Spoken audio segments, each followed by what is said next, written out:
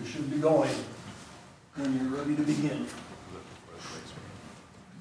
All right, we'll call this meeting to order. I'll call the committee portion of the meeting together. We'll start with the mental health update, right? When did you want to run up into two? Okay, well, I didn't know if we wanted her to, so she's gonna stick around. So the board would like to do a quick run up to where the wrestling room is. They're at the tail end of practice. And I think it honestly is only gonna take 5 or 10 minutes at the most. So I would say if we do that now, that's probably the best scenario, and then just come back here. If those that are in the audience wanna walk up there with us, you're certainly welcome, otherwise you can wait here. Does that sound like a plan? Yep. All right. Head on up.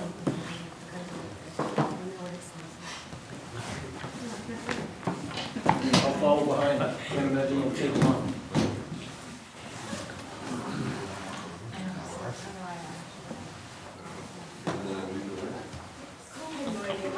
I will. I'm just kidding. Oh. All right. But she said, she could be better to teach her second quarter because she's gonna be moving to watch her kids play some sports. So then Grant's kind of out. Yeah, Angie would be somebody we could lean on, but she doesn't have help. Right, and that's why I wasn't, that's why I If sent she that back. needs help, we don't- She needs yeah, help if she in needs there. help, we can't do it, but if Katie's they in here don't. too, we'd never give it, Yeah, it's if in they your don't, yeah, teacher's you're gonna use supervisory. it, absolutely They not. probably wouldn't even let it, but I don't Yeah. know. Would, but we Fair, would, okay. yeah, we would, I mean, No, I wouldn't want to I settle mean, with that. really, 5 years is the minimum Yeah. to me before you even have enough professional experience to Right be on, a student yeah. teacher. Okay, so we'll just see if what she says about health. I Yeah, would love her to thanks. have the double boil special. Would. That would be amazing, then we could find out for once and for all which was the best boil. True. I know in my heart which one it is, but I need some outside confirmation. You might be on mic, you might be mic'd up right now, careful. Both boils are so great. I agree. They're Same. so, both boils.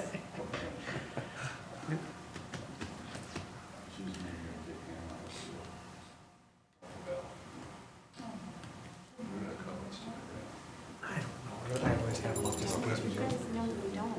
And here's the deal, when I always look at the, Yeah. because I don't understand it. I- It's the You same still with the, don't. no, I still don't. I rely on you and you don't, so we're all in trouble. So she said we only do it when we have the second meeting of the month, once a year. Yeah, I feel like we do them all the time. I So don't we think just, So so. if we don't have it, so see what I'm saying? so if we don't have a second, maybe then we're forced to do it on the first. No. Because we did it the last one, which was the first, it was on the 14th. I don't know, when the updates are due So and, maybe that's why I said, can we either make it every week, or you gotta put it in your calendar, because I cannot. I usually get the reminder like, hey, don't forget to. oh yeah, the friendly email Yeah. reminder at 9 AM. I hate Well, from getting, him too, like. Yeah, that's what I mean. Yeah, oh I yeah. hate getting reminders. And it's on my calendar and I see it, and like, yeah, it'll happen today at some point. You know but what I gotta do? it. Look, I'm gonna show you a trick, see if it'll work for you. You keep them going, you always have them going, and then what you do is the week before, see, I just keep them going. The week before, you email them, send them to yourself the day before. Then it comes up in your email, then you edit them, and then you send them. And then you're never late. Fair enough. Not always the day of, I just need the reminder. It just take, It's just carve not- out 5 just minutes not to the do it. morning of.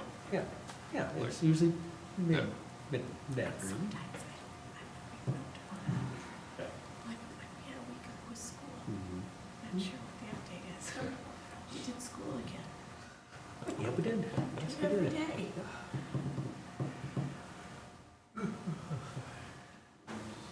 Did you guys see the pictures of the big family night we had last night? Saw the giant whale. Yeah, it was a life-size. Yeah, what's the story there? Some guy, so usually. Mhm. Go ahead. Now, when I. Yeah, maybe later. Yeah. Well, the guy cold called, he sent an email and said, hey, I've caught forest whales, and I can come and do this program. And usually I don't even open those emails, but just because it said whale, I don't know, I was like, open it up, and he brings a life-size whale, and he brings out these fossils, and the kids get to touch the castles, he does a little program on whales, and then you get to go inside the float whale. Pretty sweet. It was pretty sweet.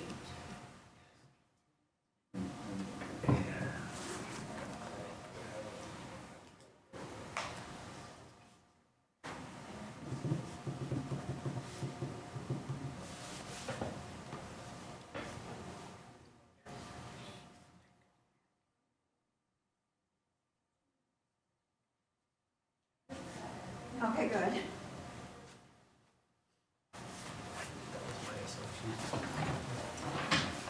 When I saw that, social media post.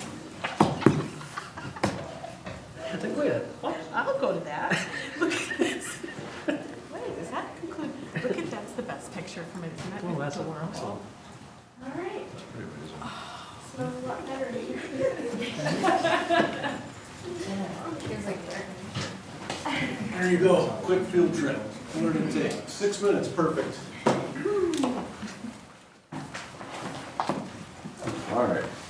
Shelley, I guess you're up. Wait, what? We gotta wait for Lorraine again? I'm sorry. Oh, Let's get it.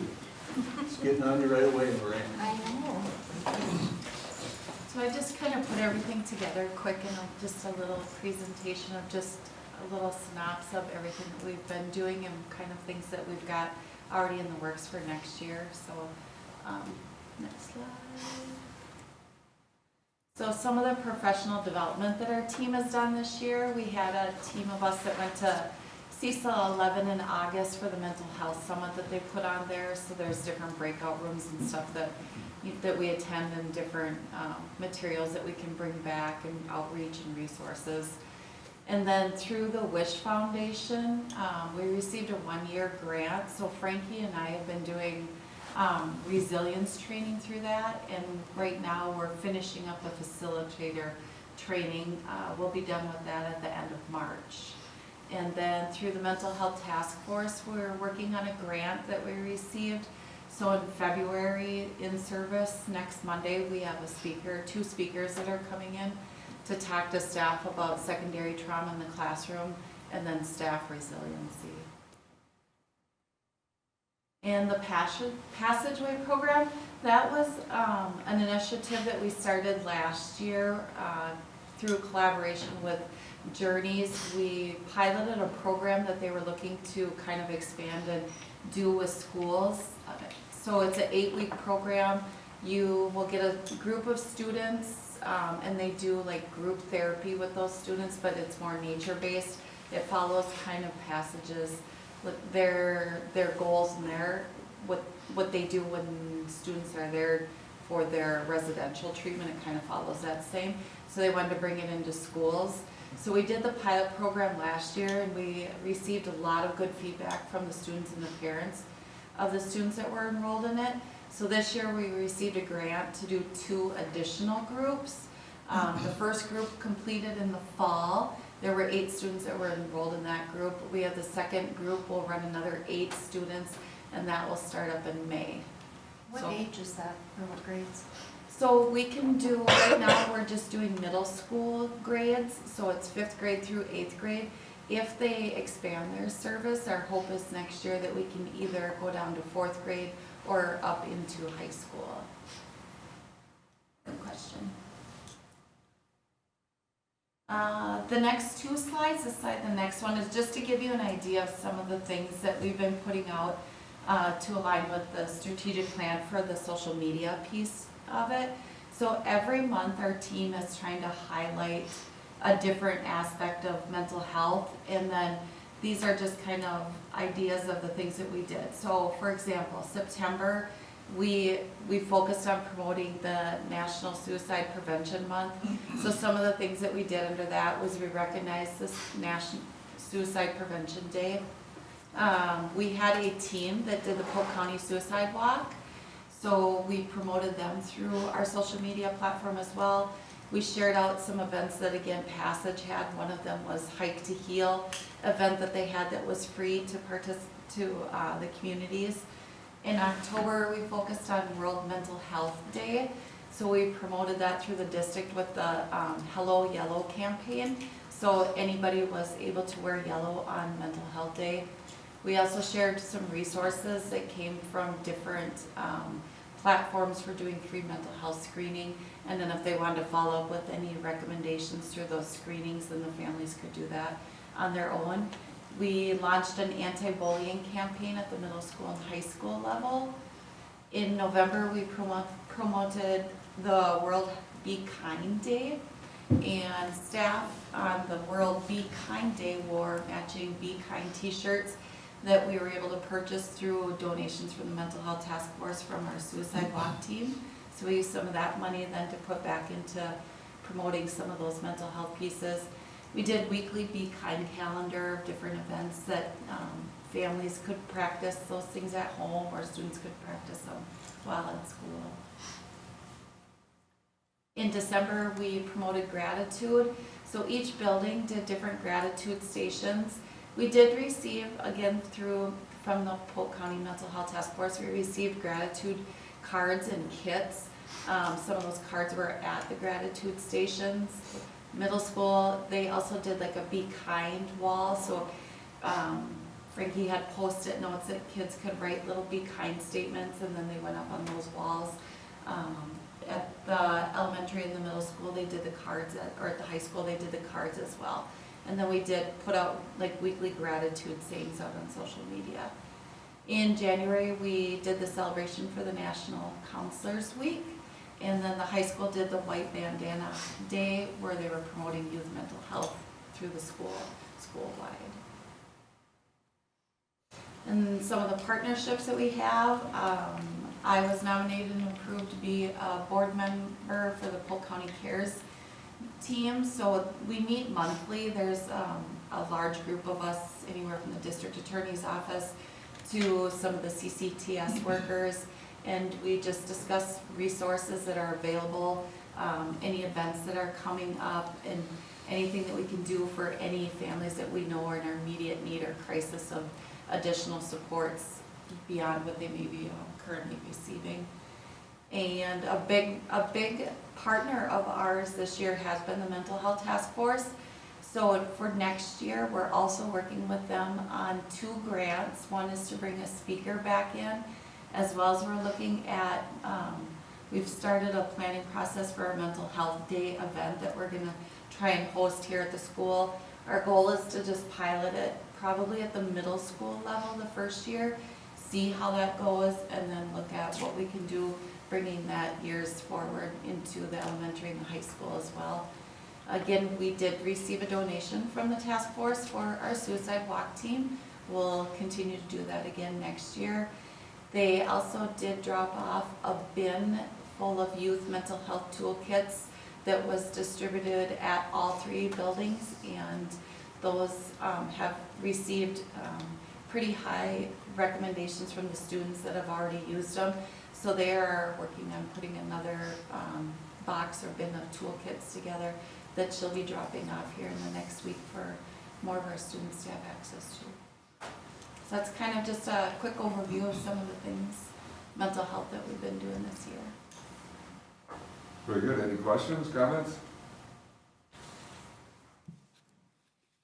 You've done a lot. We'll It's keep one of our goals, so we appreciate that. Make us look good. Thanks, Shelley. No, thank you. Next, we'll move on to Ms. Platt and her AGR update. So I'm sure you remember AGR stands for Achievement Gap Reduction, and it's a grant that comes from the state to help close gaps in reading and math for kids in grades K through 3. And part of the obligation when you receive that grant is that you give board updates twice a year. So this is our mid-year update, and then at the end of the year we will do a end-of-the-year update. This, you can just scroll past all that, right? We'll just get to the nuts and bolts, which are the numbers. You can see that we have fall and mid-year, because that's the only data available to us. On the left side, it lists the tests that we use. Many of those are new from mid-year last year because the state changed what tests they want us to use and mandated a series of tests. And you can see that if any of them that are percentile based on percentiles, that just shows the percent proficient or advanced. If it has the yellow bar, that's the cut score that kids need to get to be proficient or advanced. And the kindergarten, everything looks good. You can ask any questions about the data if you want, but it looks about how it should. So that yellow number, is that, Which one? well, any of them, we got the 5, 10, 16, is that they're supposed to be able to That's recognize? the cut score. So let's say that one, I have to look at it here because I can't see that far away. So that one is, oh, thanks. That one for math number identification. That means at kindergarten, the first test, kids should be able to identify 5 numbers from a mixed up list of different numbers. And mid-year, they should be able to identify 10, which really is a low benchmark. And then end of the year, 16. Okay, so those are the cut scores, and that's how so it shows what percentage of kids hit the cut scores. The ones that don't have the yellow bar, it's because the cut score is who's at the 25th percentile or not. The only one you notice, sometimes they go down a little bit mid-year. That's always the case because the bar jumps so high from the beginning of the year to the middle of the year that sometimes that mid-year assessment is the one that kids do the worst on because they just need more time to get all the learning in. But by the end of the year, we've never, not once have we had a problem where kids weren't making expected growth. So it goes through reading and math for kindergarten, then we have first grade, and I'll just let you look at the data, see if you see anything wonky. In first grade, what's the mid-year reading aims oral fluency? There's just a percentage in there that's here. Oh yeah, that's, something's wrong with that. Let me look at my copy here. It shouldn't say 8, it's like 89%. Let me see here. The percentage key is the number 5 on the keyboard, so maybe 5%. Yeah, probably. Let me just look it up real quick. Okay. That is Reading Ames Web first grade.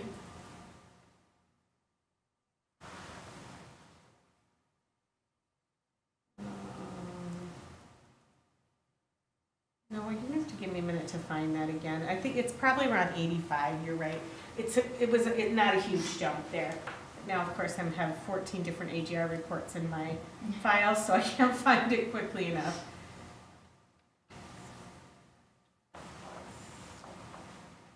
Okay, and then, so Ronnie, I can get you that number. No worries. It's linked correctly. This is just the PDF, so I probably hit that button before. But you probably also noticed there's an addition facts mid-year. We went from 17% of first graders proficient to 0%. Well, when I looked at that, I was like, what? So I met with all the first grade teachers and all the first grade students, and we talked about the importance of the test. We took the test again, and it was, we were up to like 70 some odd percent. On the screen, it says 65, but in the board packet, it says. So this is the real-time one. That's what it is. Now I don't even have to look anything up. That's the real-time one, so it's done in a Google Doc, so I can update it. The one in your board book is the one that was done right at the mid-year, and so that's the 0% was concerning to me. But really what it turned out is the kids just needed a good plat chat to remind them that doing their best on the test matters. And when they retook the test, they did great. You remember those chats. Flat chat. Then second grade, same thing. All the numbers look good. We're right where we need to be. We're higher than where we need to be. And same with third grade. I don't have any concerns with any of the data. I'm happy to answer any questions you might have.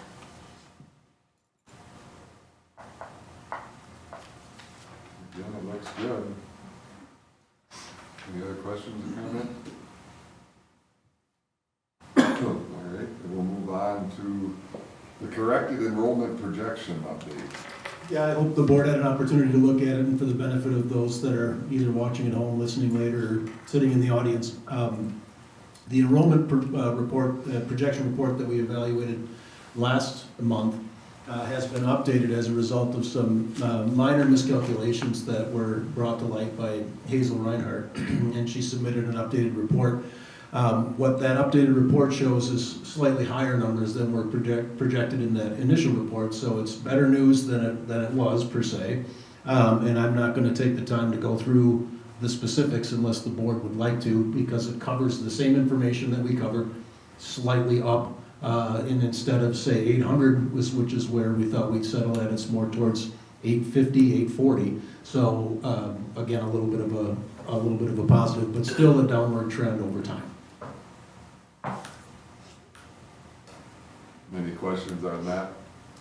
Yeah, Dave? How did the error get discovered? That's not clear to me. So it was honestly, it was either the same night as the board meeting that I presented it, or it was the following morning that she emailed and said, I noticed an incorrect calculation, which translated to basically every table that she had created, and made that change and then resubmitted the report. So she explained to me what the calculation was, but frankly, as a non-statistician, I couldn't, I could read what she said, but I don't know, it didn't make any sense to me. I just said, oh, okay.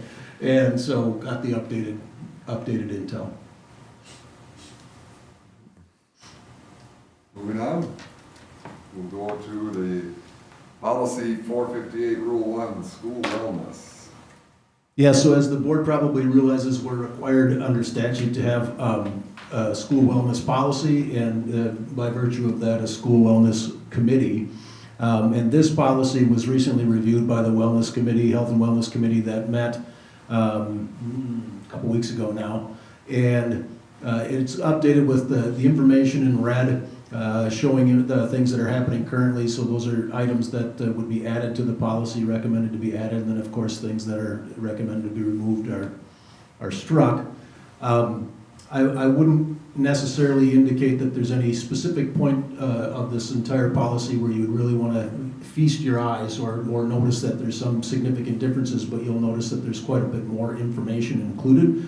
This is as a result of some of the feedback that Amy Dauscher, our food service director, is getting as a result of an evaluation process that we're currently undergoing with food service and the DPI.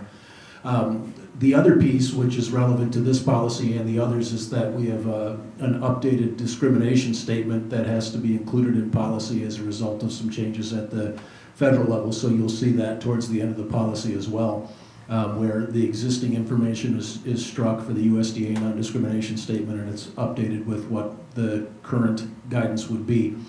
With all that being said, what I would mention to the board is that it would not be a shock to me if we see these policies change again in the relatively near future as a result of what's transpiring in the Trump administration with the FDA and other entities that are undergoing some changes. We had a revamp of the food pyramid, for example, was recently unveiled, and whole milk is now allowed to be sold in schools. And frankly, the whole milk piece is the only thing that I've heard that was directly relevant to school, aside from curriculum-related things with My Plate, that kind of thing, in terms of something that you could implement. And we have intentions of doing that next year, once we get ourselves through this year. And at that time, other changes may or may not be available. So there was a part of me that was like, well, maybe we just hold off on this policy rewrite because I anticipate changes. But then after some conversation and follow-up, the thought process was, well, we need to be compliant currently with what we're doing, and this provides that update, as well as the fact that we're going through this evaluation process currently with the DPI. But you will see this policy and potentially others come forward with changes if those changes do occur with the FDA and other federal regulations as they change. In reviewing the updates to the policy, funding is clear where it's related to education and food service. I understand how the funding would work for that, but it also indicated evaluating the campus and making it more walkable and bikeable and cooperating in any changes that need to be made to make that happen. Where would the funding come from that, and who would participate in it? Yeah, so there used to be in the old days, and there still is a process that's called Safe Routes to School. Yep.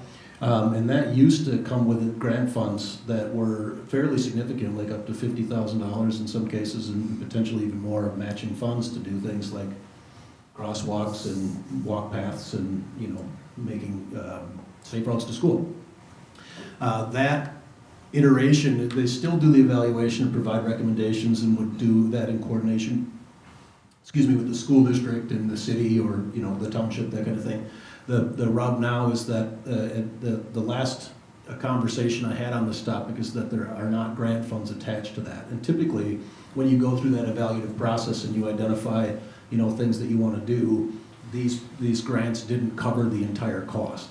So it's not as though you have the ability to really revamp your campus initially, but now in particular without those grant dollars available, it's really not typically an item that's going to get addressed. Now, if we have an area where there's a significant concern, then clearly we bring that forward to make some modifications. But what used to happen is really not.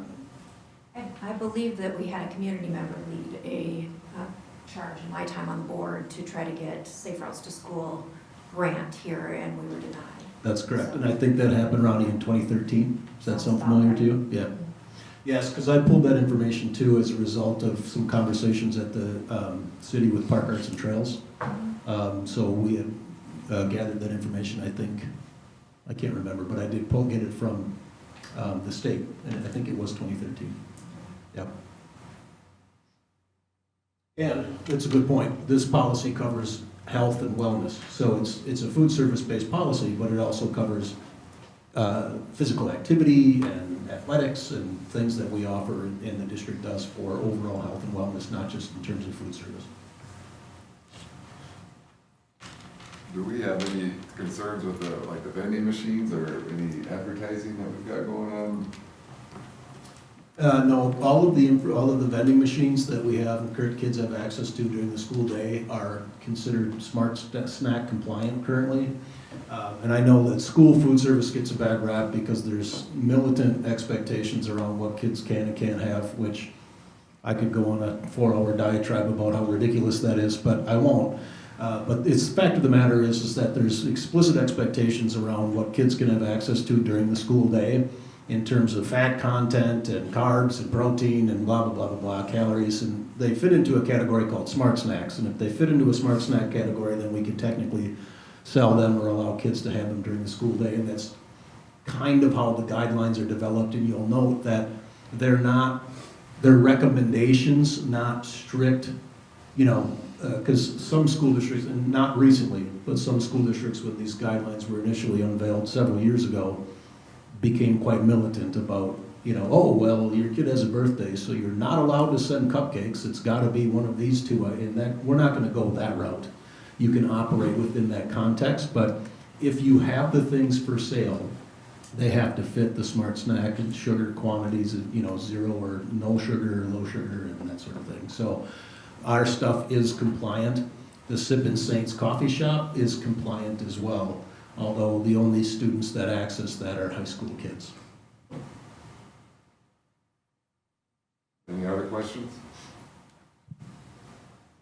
All right, we'll move on to the policy 760, food services guidelines. Perfect. 760, you'll notice, is simply the update of the non-discrimination statement for the USDA. Any questions on that? That we'll move on to 760 rule. Yep, and 760 Rule 1, Amy had placed in there the information, some of the requirements about what specifically constitutes a meal for breakfast and lunch. Again, these are not what we've developed, these are what the federal and state guidelines indicate. So that's made clear on the policy, and then the current non-discrimination statement, of course, is added to. You'll recall that we had this policy brought forward last year, I think it was in the fall, with respect to negative lunch balance and how that's being handled. That approach hasn't changed, although some clarifying language is inserted in there. Any questions on this one? All right. What's next? Football uniforms? That's correct. For the benefit of the board, I talked with Tara just to verify that what I heard was absolutely correct, and that is that our football uniforms are 6+ years old. Most of our uniforms are on a 4 or 5 year rotation. Sports that get a 5-year rotation are typically have less wear and tear, so things like track and cross country, whereas more wear and tear would be probably closer to 4. The question would be why football is 6+ years, and the rationale behind that is you can see the price tag at $30,000 for football uniforms. And I would also point out to the board that these are not the most expensive high-dollar football uniforms we can get. They can be as high as $40,000 or even $50,000. So these are about a mid-range sort of option that we're proposed with Coach Vickerman and I'm not certain if he solicited student feedback. I assume that he did, but I didn't ask that question, so I don't want to speak for him. So the recommendation is that we approve the quote from Game 1. This is just the jerseys. What do they do about helmets and shoulder pads and all that kind of stuff? Yeah, so that material they have to be recertified on an annual basis, so the helmets get annual updates, and this shoulder pads follow a certain similar protocol in terms of ensuring that they're safe and are replaced as needed over time. So yeah, these are just jerseys and pants is basically what we're talking about. Excuse me, I have a question. So I've never seen this before, and I've been on the board for like, I don't know, 7 years. Is this in front of us because it's over 25,000? Correct. Over 20,000, Over 20. yes. So, do you think it was just automatic in the past, or have prices increased so much? I would have seen this once. Well, it's conceivable that, not too terribly long ago, 5 or 6 years ago, you might have had a bid at 19.9 or 19.8. I don't know, we can pull the information and provide it to you guys.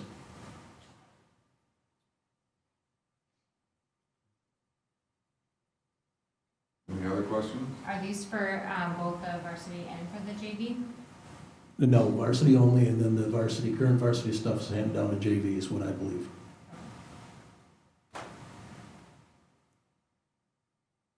Which is pretty standard. Any others? Hearing none, we'll move on to the E-rate program. And that is Brian Cray's problem.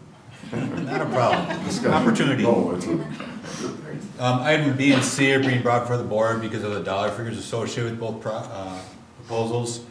Both exceed $20,000. Both proposals are part of long-range planning by the technology department. These are usually forecast out 6 and 7 years in advance, knowing replacement cycle for devices and the costs associated with them. The first item, the 26-27 E-rate program. We are in the first year of a 5-year cycle of new monies that are being made available to our district. And the proposal outlines how much, $220,000, I believe, off the top of my head, that it's eligible for discounting the cost of these items.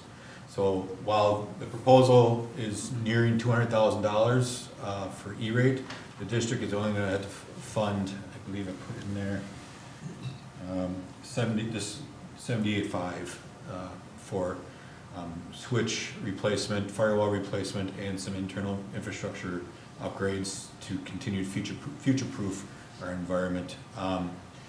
If you're to buy this in the private sector, the money would be astronomically much higher. We get very fortunate for educational discount pricing, and then also the E-rate drops our costs significantly more, so it's very budget-friendly. But while it's still expensive, it's nowhere comparison to our private sector dealing with.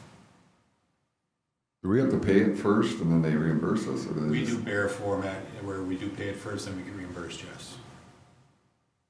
How long does it take to get that?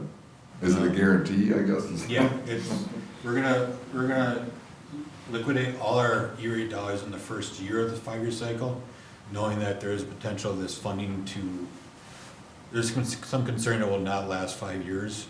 So we're gonna grab, it falls within our planned cycle anyways, which has been very convenient, but we're not gonna hesitate to use it all. I got some questions. Being through some of these upgrades before, you mentioned, last night that the ones are the 3850s and these are the 9,000 switches. Ran into issues with both power in closets and size because they're bigger. Have you made sure that like the racks are far enough from the wall and all that good stuff are actually big enough? Yeah, this is about, I started this conversation as far as specking out the proposed equipment, I think 9 months ago already, with engineers from Heartland to kind of look at, they know very well what we currently are at. The 9350s in size are pretty much the same size as the 3850. switch, so we'll be able to put them in existing locations. We did an audit as far as power, which surprisingly is becoming much more in need, because everything we have now just runs, like a phone doesn't plug into the outlet as well, just runs off the network switch that's plugged into. So that's what's providing the power, and all these items are using that power up.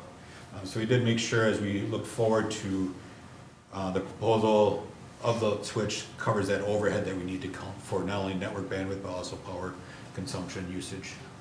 That was probably the hardest part of the project. Then what do we have running the UPOE?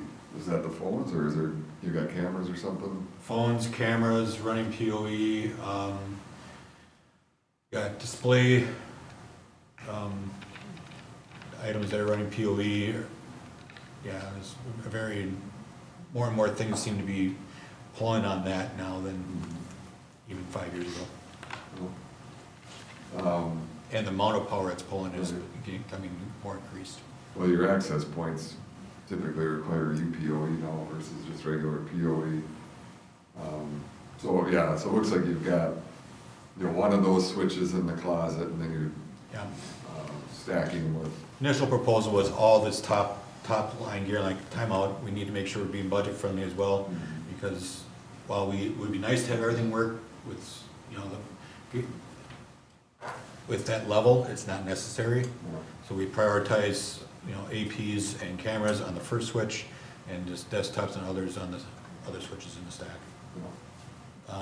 This is a little different than previous years in that I'm splitting out the hardware.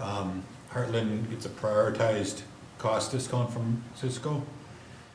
You'll notice in the proposal I have Midwest Routing, which is a gentleman out of Eau Claire who actually installed the last refresh for Heartland. He now has his own business. So I'm able to bring him in at a reduced cost. And I trust the work he does. Looks like he almost had the same references as the Hartman did, but. Just maybe.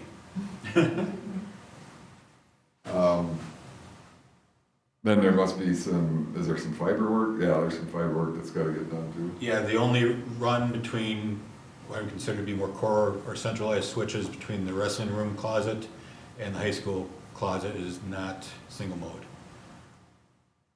Which is just allowing, in the future, eventually it looks to be that switches are no longer support higher bandwidth over multi-mode fiber. No. But you got M-gig switches too, so that you're still running copper to those then? Everything between switches is fiber, our network, and then switch to the wall is all copper. Yeah. All right. Looks good to me. I wish I could get that pricing. Anybody else? You covered it. Those were all the questions I had, Brent. No idea what half of what you just talked about meant, but. The second item on the agenda is just our yearly refresh of devices. I try to make sure we're not buying everything all in the same year, so a quarter of our fleet of Chromebooks, one building level full of laptops, and any labs. Labs run about 7 to 8 years of rotation. Laptops in primary use will be 4 years, Chromebooks for 4 years, and then we stretch additional use. Staff laptops for teachers get handed down to aides. Chromebooks sometimes find different secondary uses in elementary level classrooms. We tend to stretch things as long as possible until they're pretty much need to be recycled. But it does add up pretty quickly when these purchases come through. But it's definitely part of my capital planning. Like I said, I got a 6-year forecast out what capital planning for each year would be. What's the education upgrade for the Chromebooks? It allows us to centrally manage them. Oh. Yes. Makes it very nice. Just a technical, or internet access question. I heard through the grapevine that there was a family that was saying that they don't have internet, and I understand the school has devices that these kids can use so that they have internet service at home, and they're in an area apparently with poor coverage. Are there options or is the family just not advocating or asking the right people and communicating that still my child can't access the internet for school? When families reach out, where it gets a little muddled is back 5 years ago during COVID, we did work through, at that time, ESSER funding to help provide for low-need families additional access point and access to internet. That funding has since dissolved, and the district is no longer providing those access points to families. What I do share with families that are in those situations is businesses like Midco and they're now called Brightspeed, have programs for low-income families where they can get reduced rate internet access. There used to be more federal programs that actually provide free internet access almost. Those have also gone dried up and are no longer available. But I did look recently, as of I think 2 months ago, Brightspeed and Midco Midco's the other side of the river. Charter Spectrum has a reduced rate. But you'd have to be in their service area, most Yeah. likely at that point. Is there any Verizon or cell ones that have that you know of? I haven't looked specifically as far as for cell service vendors. Is this something that we can do, or is it too expensive? Like identify and get the access points again for people to use. I think certainly, I mean, we can do anything. I think the rub is what is the school's responsibility, what is the parent's responsibility, and I think we would explore offering different solutions to the problem, because we don't necessarily want to put ourselves in. Clearly, one of the reasons I do this job is because we, as school districts, do absolutely everything we can to help benefit our kids and our families. But on the same hand, there has to be some limitations in terms of what's the expectation of the school, what's the expectation of individuals. But I would argue we would likely be able to figure out a solution to the problem that doesn't necessarily put us into a situation where that can become what an expectation is. Like, hey, I'm not paying for internet, you want my kid to learn online? Pay for my internet. That's not an appropriate approach, much like you want my kid to learn, you buy them all the pencils and pens and notebooks, which some people have that opinion, I understand that, but it does put us into a position that I think could potentially long-term cause some issues. That doesn't mean we shouldn't help. So what I would advocate is for families to reach out to their building, to the principal or counselor, and have those conversations that I can almost guarantee we'll be able to figure out ways to solve the problem or help them solve the problem. Good questions, anything else? So it sounds like now when we get those questions, we should say we can't help you with that. It would be instead, let's figure something out. Exactly. Yep, and I think I wouldn't say we can't help you with that. We're not going to just flatly pay for your internet, and the funds to help offset the cost or cover the cost of things like sending access points home with kids has been cleaned up via ESSER post-COVID. So there's some things we can figure out rather than just the bar-none approach of saying, look, if you need internet, call the school, we'll help you out. That's not really a position we want to be in.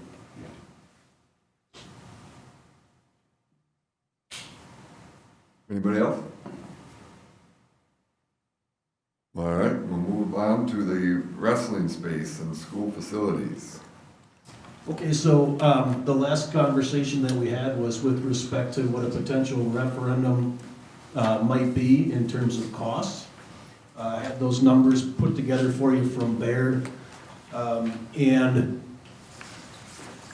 one of the questions that I'm seeking to answer from the board is the direction on how we proceed, because if we end up talking about and potentially moving forward with a referendum, a bond issue referendum for renovations and or construction, I would argue that that's a 2-year process where the majority of next year would be investigating specifically what we intend to do, creating kind of a priority list, identifying what the top dollar figure might be, and then, you know, engaging community and staff in terms of here's the things that we're intending to do for a referendum, here's the things that we need the dollars for.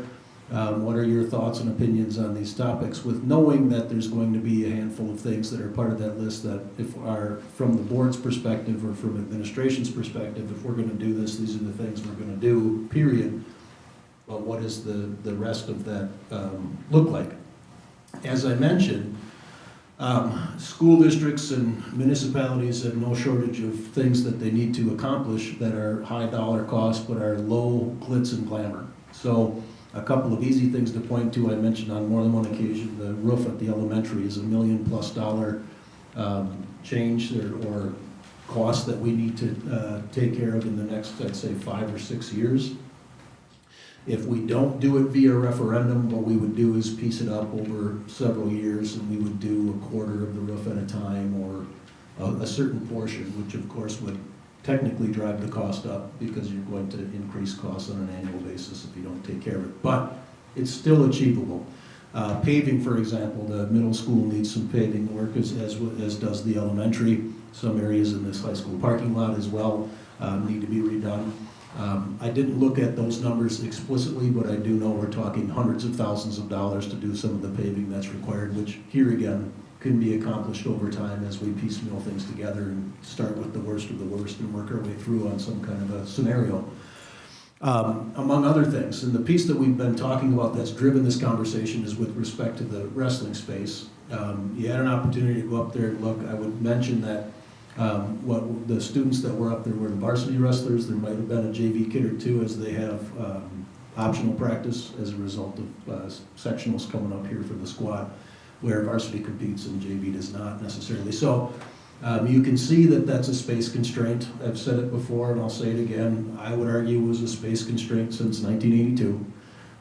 If you had a full wrestling roster of 14 kids and they're all wrestling up there, it's still not enough space for a full wrestling roster of just 14 kids. It just isn't. And the idea that we need to do something about it is, to me, a solid idea. However, there's an underlying piece that's been the wrestling room since 1982, and technically it's bigger than it was because of the weight room that's been added and the stuff that's been moved out, but you know the configuration, so forth and so on. So if we agree that we want to do something in that regard, that explicitly would be one of the pieces that we want to address with a potential bond issue referendum or the purchase of a facility. That's ultimately really the only two options if we're going to do something about it. There are other elements of updates or modifications to the school district properties that we can also engage in via bond issue referendum, such as locker room updates, middle school, high school locker rooms that are, again, circa 1982, that are not up to standards of today. Not that they're terrible, but there's things that need to be redone and updated on those locker rooms anyhow. The showers are a perfect example. Some of those heads and controls aren't able to, well, we're band-aiding it together. And so we're going to end up spending money in that regard, and frankly, a revamp of that area of the gym would be fantastic. We've talked about potential security upgrades with secure entrances and other infrastructure in terms of security. And that's where, if the board decides, let's do something referendum-wise, or let's start making a plan referendum-wise, because one of the things we do too is solicit feedback from community, not only like on, hey, we want to go to referendum, what do you think about that? But also, here's the things we're thinking, any other feedback from you folks, recognizing that when you ask the staff, the community, broad groups of people, it's tough to potentially pare things down to what direction you want to go, but we can bring information forward about what we intend to do, have folks rank order those sorts of things, seek feedback. There might be some things that people have thought of that myself or our staff or the board might not know. But in a comprehensive fashion, bring that back together, figure out what our total dollar amount would be and whether or not that meets our threshold of expectation, or pare the list down to what we think the number should be, and then proceed from there. So that ultimately what I would hope is that we know, so that we can plan accordingly, moving forward to begin that process of identifying all of the major projects and then identifying how we would rank order them as an admin team / staff, how you guys would rank order them, do some community feedback or engagement sessions to solicit some feedback from community members around what the potential improvements are. And then when we come up with a solid dollar amount, we can have those numbers legitimately run. And I say legitimately because anytime you're doing a projection, we ask for 5 million and 8 million. That's the number that I pulled out of a hat, knowing that if we're gonna do a bond issue, the wrestling space we already know is like 1.5 to 2 to maybe 2.5. The elementary roof's $1 million, paving another several $100,000. So we're already talking $4 or $5 million with only naming a handful of things. So that's why I said 5 and just give us 8 as a placeholder. What does that tax impact look like? And that's what these sheets that I handed out for you are. I also asked a question about a potential levy override in the bond, in the tax impact, and so that's the last page. But first off on there, what we have is a $5 million bond issue. This is projected as though it would have been approved this spring. So very clearly, we're not doing that. We didn't take action in January to have a referendum question on the ballot. And like I said, I envision this as a 2-year process. So if we do say, yes, we want to do this, we would not be having this on a ballot until, likely April of '28. So 26, 27 would be planning and putting it together year. 27, 28 would be the year we would look to have an election, bring it before voters. Could you do a more aggressive time frame? The answer to that question is sure, you could. But clearly the earliest now that we could do would be next April, would be the absolute earliest. They ran these scenarios though with 26, 27 being as though it was approved this year. And what you can see is the tax impact. What this includes is restructuring of our current debt, which, by the way, the board has saw fit for multiple years to already defease and pay down a pretty significant portion of that, which is what allows this to be feasible. And you can see the combined tax impact, which is on the gray bottom right-hand corner. It's the gray box. It says impact is 15 cents. That's 15 cents per 100,000. So when we implement these projected numbers of a bond issue payment, the max bond issue payment that we have here is $1,584,585,300. So what Lorraine and I did in messing around with the revenue cap sheet is a couple of different things, which should tell us what we think the highest mill rate would be if we passed a $5 million bond issue. Because it's not a one-to-one equation. When it says it's a 15 cent per 100,000 impact in the mill, that's on our Fund 39 levy, not our overall total levy, which is also Fund 10 and Fund 80. Okay. Plus, it takes into account an equalized property value increase of 2% per year. If equalized property values increase, that drives down the mill rate if our overall levy authority decreases, which it likely will over time as a result of declining enrollment. Give you a quick refresher on school finance in Wisconsin. There's largely 3 factors that identify how much dollars this district will have access to. The pupil count, that's done every 3rd Friday of September on an annual basis, and then there's a second one in January, but the September count's the one that counts towards your revenue cap.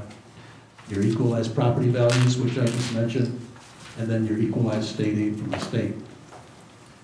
You don't know those numbers, they're all projections. So even the projection for student enrollment for next year is a projection. The equalized aid for next year is a projection, and the equalized property value is a projection. But what you can do is hold those flat. For example, if you hold equalized property value flat, you know that you're going to have an artificially high estimate in your mill rate, because anytime the property value goes up, mill rate goes down if you're levying for the same amount, because you have more property value that you're levying to get the same amount of money. Is that making sense?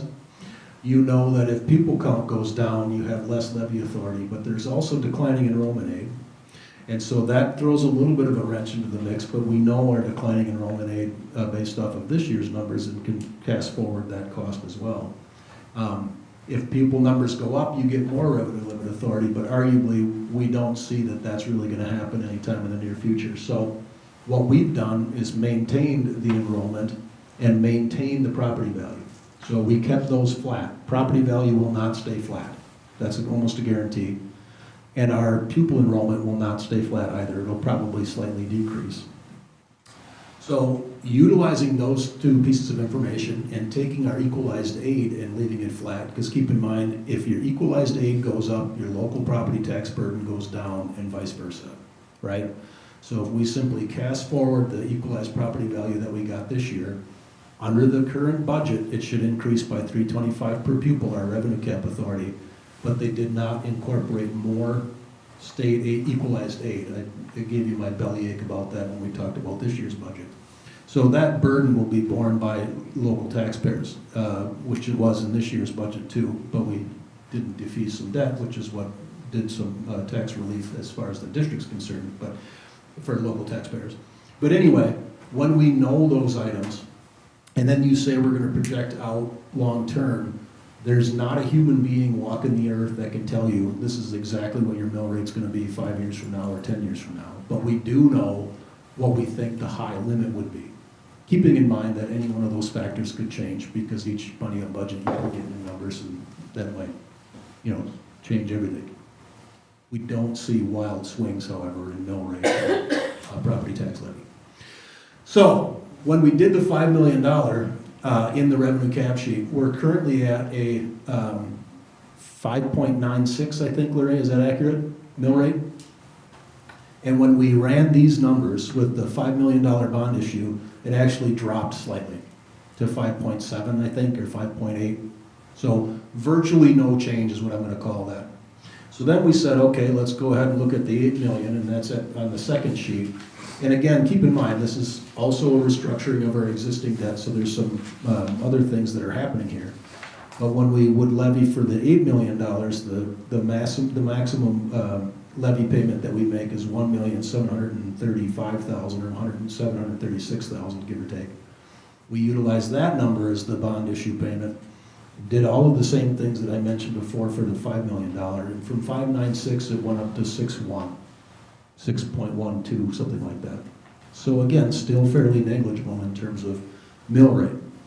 One of the pieces that I'll always throw out as a caveat if we do go to referendum, and for the benefit of people listening at home, just because the mill rate stays the same doesn't mean your taxes stay the same. And the reason that is because those factors are somewhat independent of one another. So the equalized property value that we have access to, that we levy against, is not necessarily equating to the value of your home as is shown on, your interest statement or your tax statement. It's equalized value, which is spread across the state and run through their programs and formulas to give us that total. And then when you're talking about, my home had $300,000 last year, I paid $3,500, and this year I'm paying $3,600, but the school district mill rate went down. Well, why is that? Well, we would have to look at your specific circumstance and identify a number of factors that might have caused that to transpire, and the opposite can also be true. But when we're talking generally throughout the entire demographic, if we know that the mill rate is only going to jump by 0.2, 3, 4, or 5, you know that there's going to be a tax impact, but it's going to be minimal across the board, right?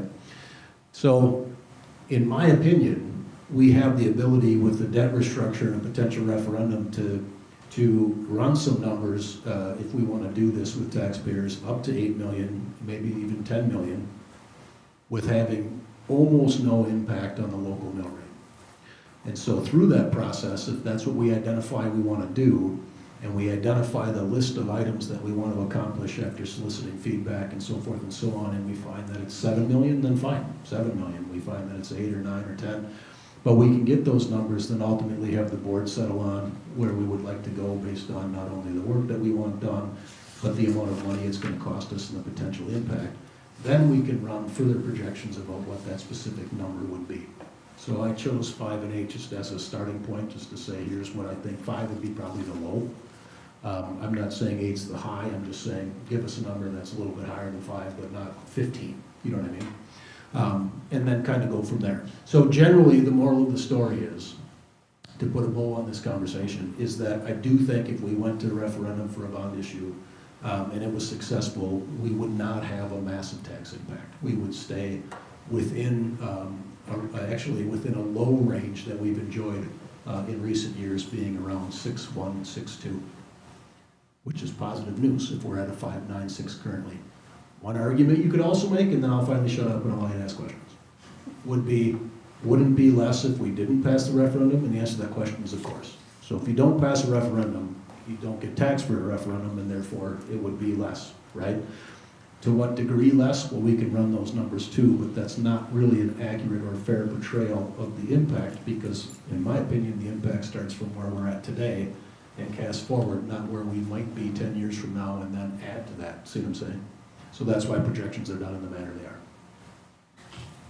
One question I have, it sounds like leading that charge typically falls to the superintendent.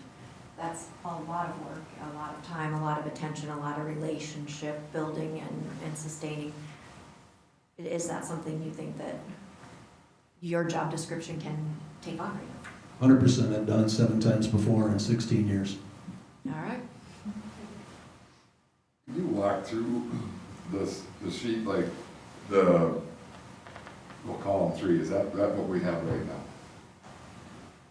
The existing 139 service, that's what we're already paying? Yes, correct. So on the left-hand side of that form, and I apologize, I should have done this, levy year and year due, those are, of course, make sense, they're just the year. Existing Fund 39 services, that's our current debt payment, okay? And then you've got, if we have an $8 million bond, or 5, I'll look at the 5 since it's the front page, you have principal that you're making payments on, and you have interest that you're making payments on. They amortize that so that you have, just like they do on your mortgage or other, auto loans or whatever, so that you have a consistent, relatively consistent monthly payment, as you can see the actual levy on the left-hand side, because you're technically buying down both interest and principal in a simultaneous fashion. Okay? The Fund 39 debt service is existing plus new, so that gives you the new total of what it would be if $5 million were added. So instead of 318, pardon me, it goes to 1.577 in year 1, 27-28 school year, if that's making sense. So it's a couple $100,000 difference, but it's based on the debt restructure and a slight change in the schedule, casting it out to 2039-40. So that's on a 20-ish year bond. The state aid impact over base, so what that is that's a modification to state aid as a result of having to make debt payments, and then that translates to what this combined cost is factoring the aid, and then that's the impact to your mill rate, which is on Fund 39 debt only.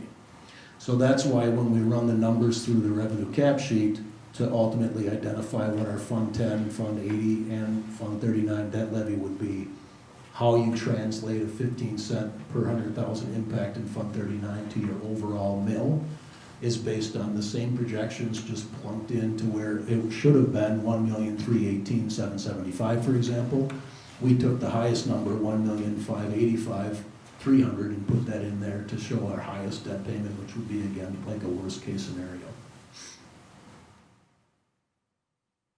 Does that help clear it up? Okay.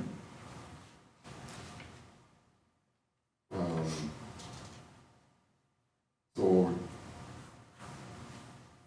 the odds of us making it till we get this current debt paid off without having to do anything is slim to none. I mean, whether it's out for deferred maintenance or, right, I mean, we're talking 10.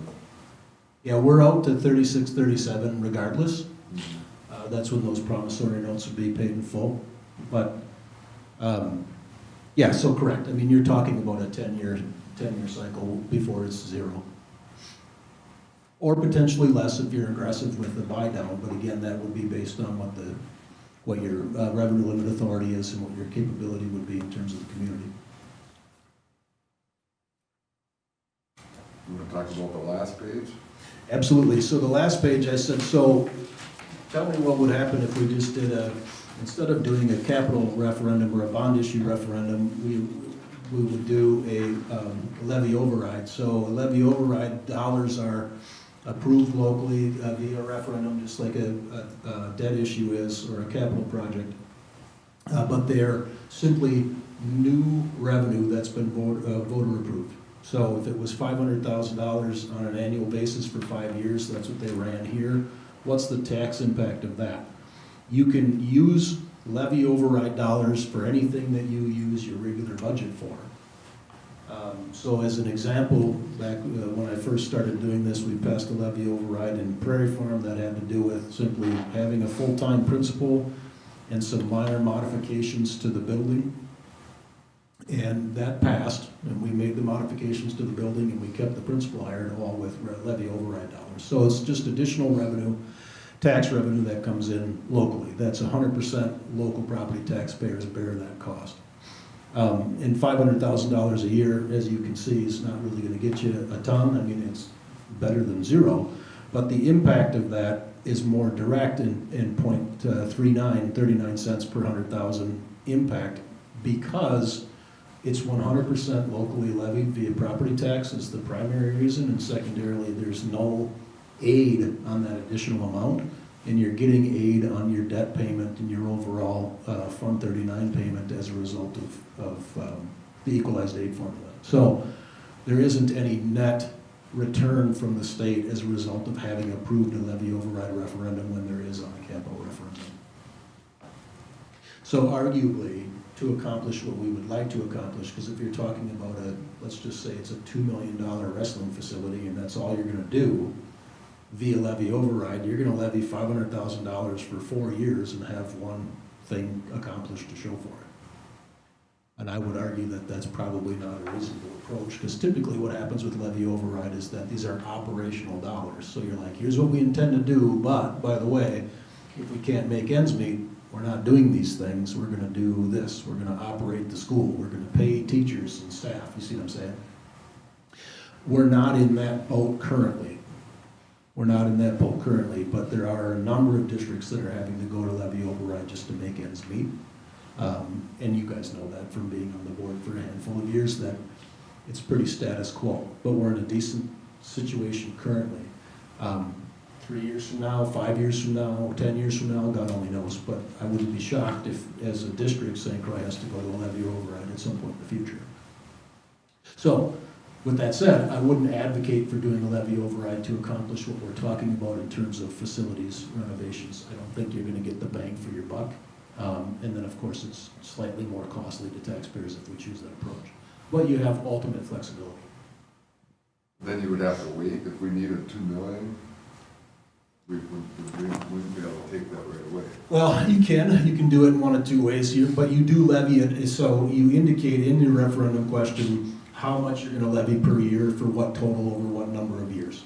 So generally, if we set $500,000 a year for 5 years, so we're gonna get $2.5 million over a 5-year period, you can pay down, you can utilize an approach such that we're using the dollars we're levying plus fund balance to cover the upfront cost, and then make another payment the next year, and then make yourself whole as you go through that 5-year period. So yes, it's conceivable you could make that happen. Although I'll tell you, it'll make Lorraine nervous, but it's possible. And I would argue we do have the fund balance to make that happen. I mean, it wouldn't be, what you do is run deficit budgets for a couple of years simultaneously to actually, so the bill's paid, but then you collect the taxes after the fact. Which is technically how school districts are funded anyway. So. Any other questions? Any downside to starting to gather the information to determine? I don't think so. The reason being is that the only downside would be is that if you do, because it's going to be, like you said, it's a lot of work, but I think it's work that's worthy of undertaking.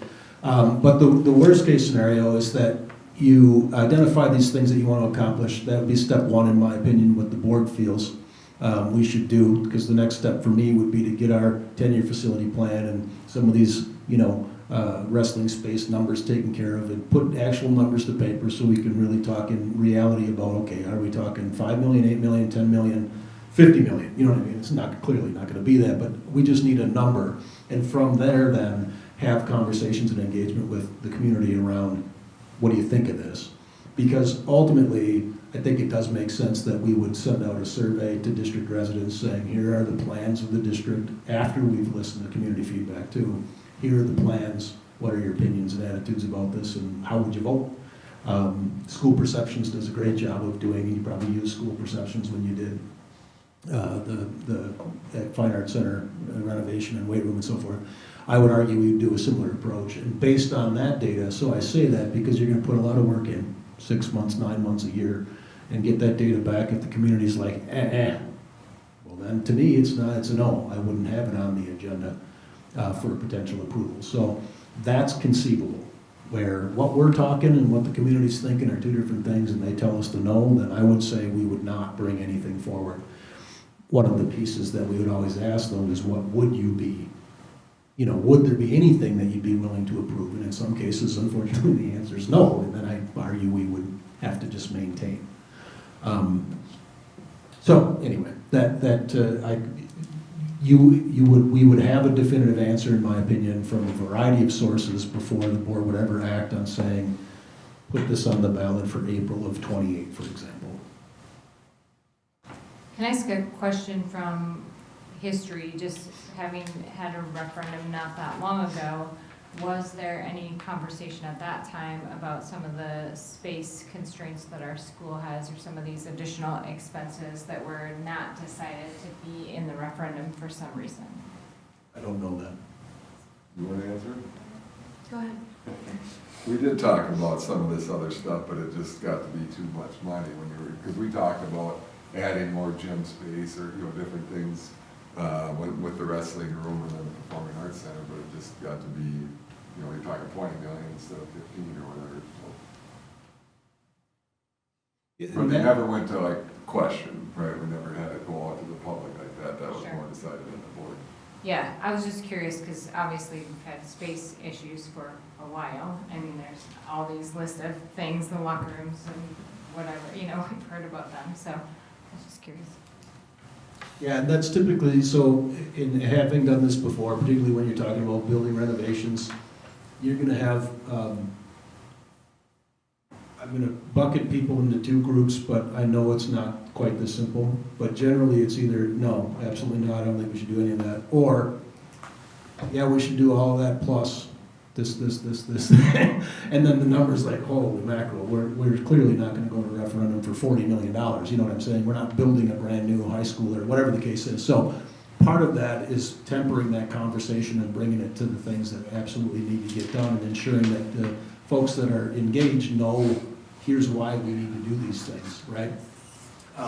But through that process, you can identify what are areas that people are supportive of, right? What are areas that people too would like to see, well, I think that's great for my kid, so I'm in with that, regardless of what the cost may be sometimes. So yeah, you'll get a wide range of engagement on the topic, but I think we'll know in relatively short order whether people think it's a horrible idea or whether people think it's a good idea, and then ultimately whether or not it would float.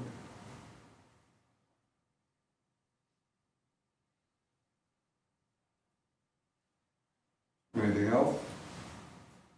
Nope.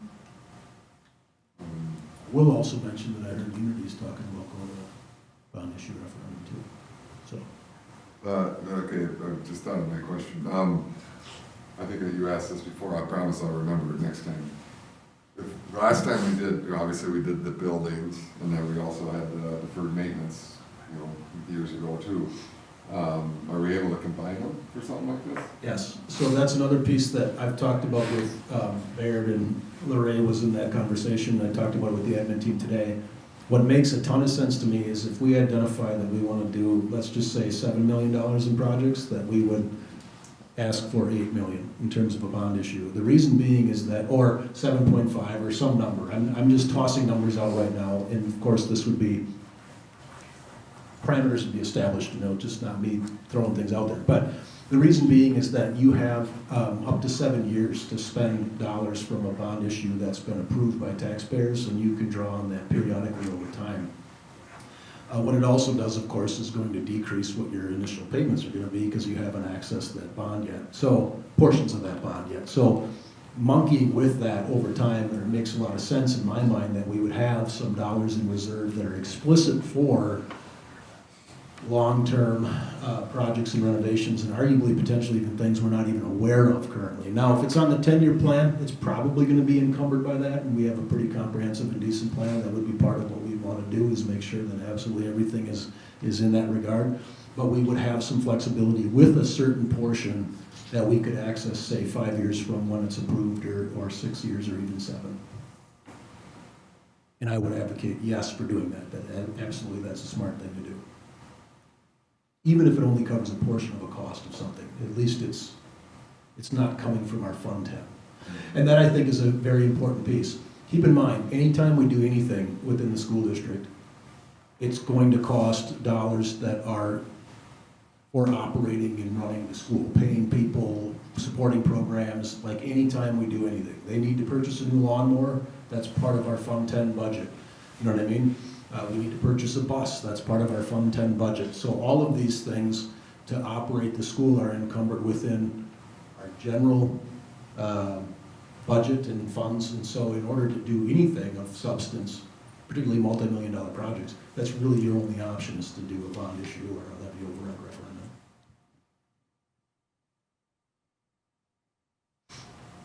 So are you looking for guidance tonight, or? Well, probably not tonight, but by next meeting, just to say, yep, we think this is a good idea, let's pursue that option, or no, well, I mean, if you know tonight, great, because we can get the ball rolling on some of these things. But admittedly, there won't be a ton here on the front end. It'll be me and meeting with, other individual people to put some things together of some substance, and then getting some feedback from you folks. But so it'd probably be a repetitive board item, but not immediately in 2 weeks. But in 2 weeks, at very least, it'd be beneficial if we know, like, yeah, let's go ahead and explore this, because what's the worst case scenario? The community's like, no, we're not gonna do it, no, we're not do it. And we figure out how to solve the problem in some other way. Or the board's like, no, we don't wanna do that, we just did a referendum in 2020 or 21 or whatever it was. So no, it's too quick, we're not doing it. Well, fine, then we need to figure out what we're gonna do. So really, it's just answering that question so that we can move forward as an admin team and so forth. I have one last question, because obviously the wrestling space has been a big topic that we've, spaced, so it's not gonna make a difference for this season, but obviously any of these conversations aren't going to yield the space available for next season. So what are our options for them for next year? We're doing the same thing we're doing this year. I mean, you could look at buying the building and then selling it. I don't know how that would look, on the face of people either, but that's an option. It is. And again, making a personal comment here, I'd have concerns about purchasing a building and going to referendum both. I just don't think that that's a wise move. I'm very confident that if you purchased a building that we can walk to, or purchase property and erected a building, that might be a different ball of wax, that kids can walk to, or that's very close to the school property, that if you went to resell that, there's no way you're gonna get what you have into it, based on what we've already seen. So the building is $400,000 or $500,000, and then we put $400,000 into it, you're $800,000 or $900,000 into a building. And I just bought it for $400,000, and in 10 years, I don't think we're gonna sell it for $900,000. I don't know that it'll be, maybe $600,000, maybe $700,000, God only knows what it would be, but I don't think you would get, and most people that are looking for a pole shed sort of open structure aren't looking for it to be covered with mats and have a couple of locker rooms / restrooms in it, you know what I mean? So it's not really functional in that regard. Do I want the space issue resolved sooner than later? Absolutely, but that's also part of why we're having the conversation, because this just keeps kicking down the road. And that's another argument. Well, how do you know in 10 years you don't have 5 kids in wrestling? Well, we don't. Nobody can tell you that. I'd be shocked if we did, but I think the underlying supposition on my part is that even if we did have 7 or 8 kids, that wrestling room is maybe adequate for half a team. It just isn't feasible. So, and I'm not even a wrestling guy.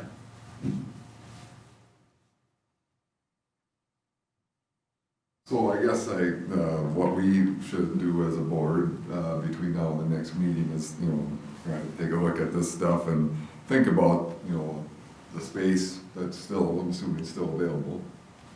the shed? As far as I know, yes, I haven't communicated with them since the last meeting. I heard today from a community member that there's somebody that's very interested in purchasing it, which, here again, I explained very clearly to the owners of the building as I did to you folks. A school board, an organization like ours, city or whatever, we can't just buy something in a month. That's just not how it works. So they understand that. I told them flat out, if somebody wants to buy your building, you sell your building, sell your building. I mean, you gotta do what you gotta do. But we could explore an option of a parcel of land that's very close and build our own, which was, roughly dollar amount, about the same amount of money. So to rectify the problem, with all of the scenarios we discussed, we're still talking about $1 million-ish to do it. Yeah, so think about, this option, the referendum type thing, and future projects and all that kind of stuff, and then, what, or are we thinking more short term, try to get that done, the purchaser erecting something, so. Fair enough? Good. All right, that ends our committee meeting. Does anybody need a break? All right, we'll call this meeting to order. Start with the Pledge of Allegiance. I pledge allegiance to the flag of the United States of America and to the republic for which it stands, one nation, under God, indivisible, with liberty and justice for all. Roll call. Matt Bryce? Here. Tashina Rager? Here. Don Milky? Here. Ronnie Schuler? Here. Brent McCurdy? Here. All right, we'll start with the reading of the mission statement and the rules of the meeting by Don. The mission of the School District of St. Croix Falls is to provide a supportive, student-centered learning environment that cultivates character, fosters academic excellence, and embraces diversity. The rules of the meeting: focus on the mission, the vision statements of the district, come prepared, be respectful of others and open and accepting of ideas, actively participate, avoid side conversations, and remember that board meetings are open forum. Thank you, Don. Next would be public comments on agenda items. I did have comments, but it's on the social event regulations, which hasn't been talked about yet, so I don't know if that's. What's on the agenda? It is. Yep. Yep. Okay. Did you fill out the, You did. all right. I'll take it, yeah. Okay. Thank you. Can I just sit back down? Well, You want me you to- might want to be where the microphones Yeah. can pick you up, those things hanging down. Okay, all right. So I'm Tammy Wandra. I have a daughter in the middle school. She's in 8th grade, and then I have a nephew who is a sophomore, and I'm alumni of a few years ago. But I just want to thank Craig and the school board for allowing this policy to be brought back up, and I want to thank Mike Wilson for allowing all the students to have a voice instead of just the student council. And I also want to acknowledge Jake for being the student representative and being the voice of the students, because it takes some strong bravery to do that. So I was at the board meeting last month, and I know what was discussed, so I'm not going to repeat anything. But I did want to mention just a couple things that hasn't been talked about yet. There was some discussion on whether or not the seniors were emailed this survey or not, because I talked to a few seniors who said that they did not receive it. And these are seniors who did have a strong opinion and did want their voices heard. I understand why they didn't have a vote, because they're going to be leaving soon. But that, taking into account that information, I just wanted to say there are 247 students in the 9th through the 11th grade, which means with 130 participating in the survey, that was 53%, over half of the student body. And while of course we want it to be higher, these are kids. So even so, the survey speaks for itself. 57% would like it changed to the old version, while only 6% wanted it to stay the same. 3 years ago, it was acknowledged that the reason for the change was because it was what the students wanted. At that time, I don't think it was well known that in fact only the student council of 28 students had voted, and this year 130 voted.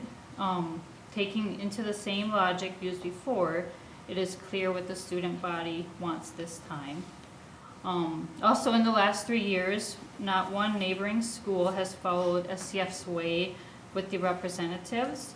If you see the newspapers, there are numerous pictures of school prom and homecoming courts with kings and queens, and then one picture of SCF with their representatives.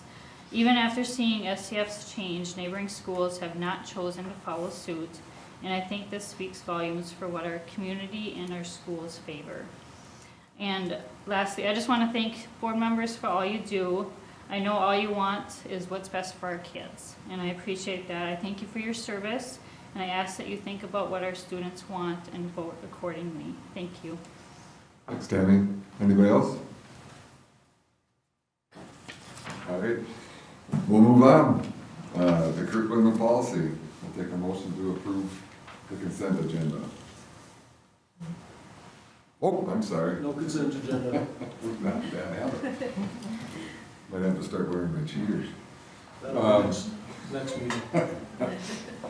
All right, I'll take a motion to review and vote on the new course proposals at the high school, which was presented to us at the last meeting in January. I'll make a motion to approve the new course proposals for the high school. We have a motion by Ronnie, I'll second. second by Tashina. Any further discussion? All those in favor say aye. Opposed? Motion is carried. Next, we move on to review or vote on the policy 372, rules the student social event regulations. Yeah, and I'll clarify, we didn't talk about it in terms of policy 372, Rule 1. At the last meeting, we talked about it in terms of what is the wording in the handbook and how we were doing business, as has been discussed, which pertains to 372, Rule 1. So that's why you're seeing the policy change. If the policy change is approved as recommended, then the handbook will be updated and communicated to students that this change has taken place. We also discussed when the change would take place, whether it is effective immediately upon approval or next year. In conversation with Mike, we both feel that there's no reason we wouldn't implement it ASAP, as we have prom coming up in the spring. And then these rules would apply. In terms of the modification to the policy itself, you can see that there's one bullet point that is stricken, which discusses our current approach. And then in red, we've included two different bullet points, one for homecoming and one for prom, which align not perfectly, but align with generally how the process was undertaken in the past, with some minor updates that are about the current approach. And out of curiosity, Mike, I'm wondering too, did you survey seniors? I completely forgot about that, no. Oh. Because thank you for correcting that. I completely forgot that I had done it that way. So I know we had talked about it a while back, and because there was not a direct impact on them. So yeah, my numbers were a little off. I apologize on that. Gotcha. I didn't remember that piece either. Yeah. All right. We'll take a motion to approve the Rule 1 student to social event regulations. I'll make that motion. A motion by Matt, I'll second. second by Don. Any further discussion? All those in favor say aye. Opposed? Motion carried. Next is the vote on the hiring of the candidate for the head varsity baseball coach. Yeah, so there was an interview team. Oh, I forgot my microphone. Although I'm sure people at home can probably hear me. Like, enough of this guy. There was an interview team. Mike, Tara, and Mr. Wallace did some interviews of 2 different candidates for head coaching position. 3, pardon me. And have settled on offering the position of Dan Campbell, who served in a JV and other coaching capacity for multiple years here with the district. This is as a result of Nick's resignation that was tied to family-related circumstances and time in that regard, which, having been a new parent at one point in my life, I completely sympathize with, so. All right. I'll take a motion to approve the hiring of Dan Campbell as the head varsity baseball coach. I'll make that motion to approve the hiring of Dan Campbell as the head varsity baseball coach. We have a motion by Tashina, I'll second. second by Don. Any further discussion? All those in favor say aye. Opposed? Motion carries. Next is the vote on the purchase of the football uniforms. I will make a motion to approve the purchase of the football uniforms as presented. Motion by Don, Second. Second by Matt. Any further discussion? Roll call vote? Matt Bryce, Yes. Tashina Rager, Yes. Don Milky, Yes. Ronnie Schuler, Yes. Brett McCurdy. Yes. All right, next is the vote on 2026-2027 E-rate program. I'll make a motion to approve the 2026-27 E-rate program purchases as presented. Motion by Ronnie, A second? second by Tashina. Any further discussion? We have to do a roll call on that one too. Roll call vote? Matt Bryce, Yes. Tashina Rager, Yes. Don Milky, Yes. Ronnie Schuler, Yes. Brett McCurdy. Yes. Right, next we'll move on to the vote of the purchase of electronic devices. I'll make the motion to approve the electronic device purchase as presented. We have a motion by Don, Second. second by Matt. Any further discussion? We'll do a roll call vote. Matt Bryce, Yes. Tashina Rager, Yes. Don Milky, Yes. Ronnie Schuler, Yes. Brett McCurdy. Yes. All right, thank you. Any announcements? I do have an announcement. I have a letter from Midwest One Bank addressed to Craig. It says the Midwest One Bank Foundation is pleased to provide St. Croix Falls School District with $10,000 toward playground equipment. A check is enclosed for the full amount. The Midwest One Bank Foundation is appreciative of your efforts and your dedication to the community. We wish you well as you move forward with this endeavor. Sincerely, signed Jenny Olson from the Midwest One Bank Foundation. Very good, thank you. That's great news. That's it, only one? All right. Upcoming events, we'll have our regularly scheduled February 25th committee regular meeting. Then we'll get back to 2 meetings again in March, on the 11th and the 25th. All right, we'll move on, discuss the rules of the meeting. Dawn? All right, we focused on the mission of the meeting. We were prepared. We had respectful conversations of others, and we're open to accepting ideas. We actively participated. We avoided side conversations, and we had open forum. All right, thank you, Don. With that, I'll take a motion to adjourn to executive closed session. I'll make that motion to adjourn to executive closed session. I'll second. A motion by Tashina, a second by Don. Roll call vote? Matt Bryce, Yes. Tashina Rager, Yes. Don Milky, Yes. Ronnie Schuler, Yes. Brett McCurdy. Yes. Thank you, everybody.